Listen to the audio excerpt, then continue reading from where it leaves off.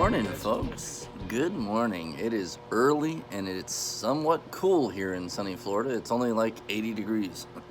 So check it out. My daughter made this mug for me a couple years ago, obviously. And I've kept it since. I love this thing. I absolutely love this mug. Anyway, so let's talk about impeachment politics. Do you know what impeachment politics are? I'm not talking about the politics of trying to get somebody impeached so that you can be in control.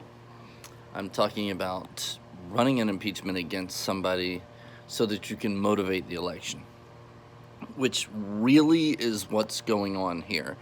Let's be honest. Nobody in Congress and nobody as a president in the last, 150 years has cared about the crimes being committed by any party in politics, because if they catch someone else, that means someone else will catch them. Nobody's interested in the actual crimes.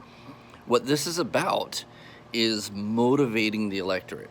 You see, I'm going to have to explain this in sections, so you're going to have to bear with me. But think about it this way. We'll use today as an example. The Democrats want to proceed in impeachment against Trump. That's not to say they want to convict. They just want to proceed. And what they're hoping that they've done, they're hoping that they have found something that everybody but Trump supporters can see as a legitimate problem. And I think they kind of have. They found the kind of thing that can be spun as enough of a problem that, everybody wants something done. Maybe not as far as impeachment, but everybody thinks something, some kind of at least censure or something should be done. I know if you're a Trump supporter right now, you're screaming at me, it's all a bunch of crap and it's a nothing burger and all that, whatever. The point is, he and his lawyers have admitted to doing something that is, at the minimum, corrupt. That's not to say that what happened on the other end of it is not corrupt. It possibly was too. But, the point is, the guy who's president right now has actually done something that is unethical. And, maybe it was only censurable. It wasn't a full crime or anything like that. But the point is, it's enough that a lot of people are going to be like, maybe that should be looked into. And they're doing this on purpose. They want to lose this impeachment. They want to lose. I know you're like, why would they possibly want to lose? That'll make them the laughingstock. Exactly. So what will happen? Let's say, okay, they run through this impeachment and they find just enough evidence to make people curious, and they can say that, well, we did not succeed in winning because the Republicans stopped us. The Republicans wouldn't let us dig into it and find out the truth, and it was all the Republicans' part. And this is proof that Republicans are just inherently corrupt, and we need to get rid of all of them. That mentality is what got Trump elected the other way around. It was Hillary got away with something, so she needs to be punished. So you need to get out there and vote. And that's what motivated the vote against Hillary, which still wasn't enough, but it was, it did the job. Same thing here. They're trying to get people motivated to go out and vote against the Republicans, not necessarily just Trump, but the Republicans, for being corrupt. So they're trying to lose this so that they can spin this as corrupt. So how does that motivate votes? Well, anger motivates votes, which means of the two sides. Okay, so if Trump comes out on top in terms of, the whole impeachment scheme, and all of his supporters are sitting back going, I told you it was a nothing burger, winning, all this stuff. That attitude does not win elections. It doesn't. Having that comfort, knowing that you've won in the impeachment scandal, doesn't motivate random people to get out and vote. In fact, that whole putting it in everybody's face thing, that we're winning, you're idiots, and all that does is motivate the anti-Trump vote. So that actually helps the left, because now they have their base who believes that Trump was guilty and should, be elected out. And they have the centrists, the people who have no general idea of any kind of politics, who are just seeing a bunch of bloviating Trump supporters bragging about how they can just shed everything off and that they're winning, winning, winning. All you're doing is pissing off everybody that is not a Trump supporter, and honestly, 80% of the country is not a Trump supporter. That's not to say that 80% of the voters aren't, but 80% of the people aren't. He's not that popular. And I'm giving him credit by saying 20% support him. I don't think even 20% support him. The numbers from the last election, the last two elections, tell me that maybe 15%. You don't believe me, I know, because you were so sunk into the allure of Trump that you think that he's just the most popular person in the world. If you're on his side, you think he's super popular. But from looking out, from outside looking in, he's not. He's not that popular. In fact, he's still the most unpopular president we've ever had. So by winning the impeachment process, you're actually motivating votes against him.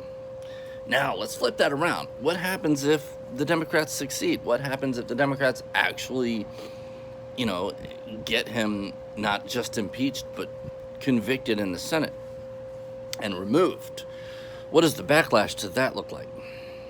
Yeah, there's not a chance the Democrats are going to win anything for another 8 years, maybe 10 years, because that will be spun as an attack on ideals and an attack on people.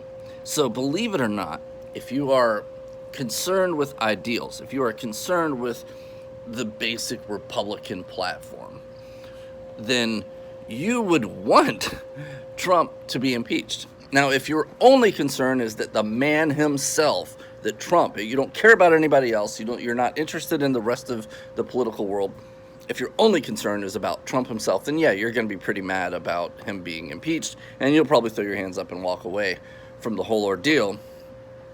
But I expect still that, everybody would see it as an attack on you and an attack on society, and there'd be enough anger to motivate a vote against the Democrats. The sun's creeping up, as you see. It's getting brighter and warmer. So the other side of that coin is that the Democrats will feel like, look, we won. We have all this support because we were able to win an impeachment against Trump, and look how great we are. And again, that doesn't motivate votes. If they win this election, they won't turn out in droves for the next one. And when I say this election, if they win this impeachment, is what I meant to say, they won't turn out in droves for the election. They'll be satisfied. They'll feel like they've accomplished what they were after. Meanwhile, the Republicans will turn out in droves out of anger and as a backlash. So that's how the politics of impeachment work. The Democrats absolutely need Trump to come out on top in this impeachment. And they need the Republicans to look corrupt in the process. If those two things happen, the Democrats will sweep the next election.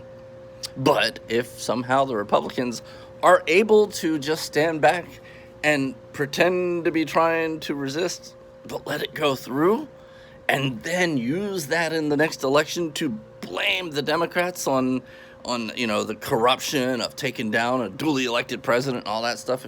If the right, the Republicans, not the right, nobody's on the right anymore. But if the Republican progressives do that, they will win the next election. Which, look, I don't like any progressivism. I don't like it from the Democrats. I don't like it from the Republicans. And both parties are highly progressive at this point. There's no liberty in politics anymore. Everybody's just talking about different ways to control my life.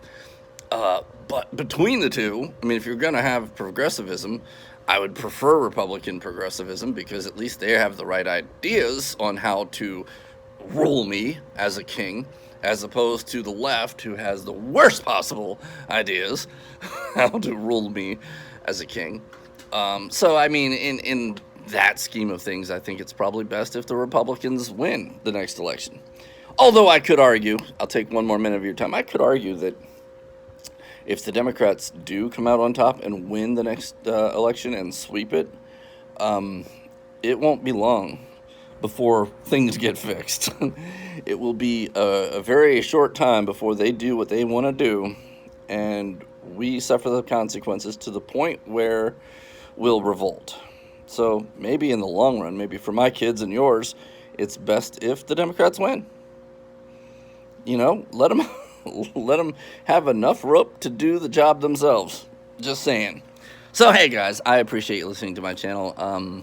I am sorry about the video quality today. It was early in the morning. I've got a really bad headache, and I haven't had enough of this yet.